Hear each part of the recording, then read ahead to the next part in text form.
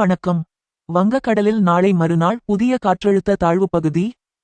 வடக்கு அந்தமான் கடல் பகுதியில் ஏற்படும் வளிமண்டல சுழற்சியின் தாக்கத்தால் வங்கக்கடலில் நாளை மறுநாள் புதிதாக காற்றழுத்த தாழ்வு பகுதி உருவாகும் என இந்திய வானிலைத்துறை அறிவித்துள்ளது.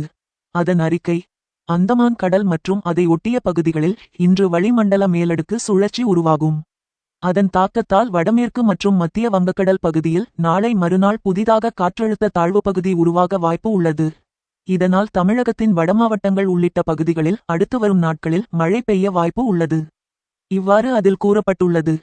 சென்னை வானிலை ஆய்வு மையத்தின் அறிக்கை: தமிழகத்தில் சில நாட்களாக வாட்டி எடுத்த வெயில் அடுத்து வரும் நாட்களில் படிப்படியாக குறையும். மேற்கு திசை காற்று மாறுபாடு காரணமாக தமிழகத்தில் ஒரு சில இடங்கள், புதுச்சேரியில் இன்று இடி மின்னலுடன் மிதமான மழை பெய்ய வாய்ப்பு உள்ளது. தமிழகத்தில் ஒரு சில இடங்களில் இன்று வெப்பநிலை 4 டிகிரி செல்சியஸ் வரை அதிகரிக்கும். சென்னை மற்றும் புறநகர் பகுதிகளில் அடுத்த 2 நாட்களுக்கு வானம் ஓரளவு மேகமூட்டமாக காணப்படும். ஒரு சில இடங்களில் இடி மின்னலுடன் லேசான மற்றும் மிதமான மழை பெய்ய வாய்ப்புள்ளது. பகல் நேர அதிகபட்ச வெப்பநிலை 100 டிகிரி ஃபாரன்ஹீட், அதாவது 38 டிகிரி செல்சியஸ் ஆக பதிவாக வாய்ப்புள்ளது. இவ்வாறு அதில் கூறப்பட்டுள்ளது. செய்தியை கேட்டதற்கு நன்றி.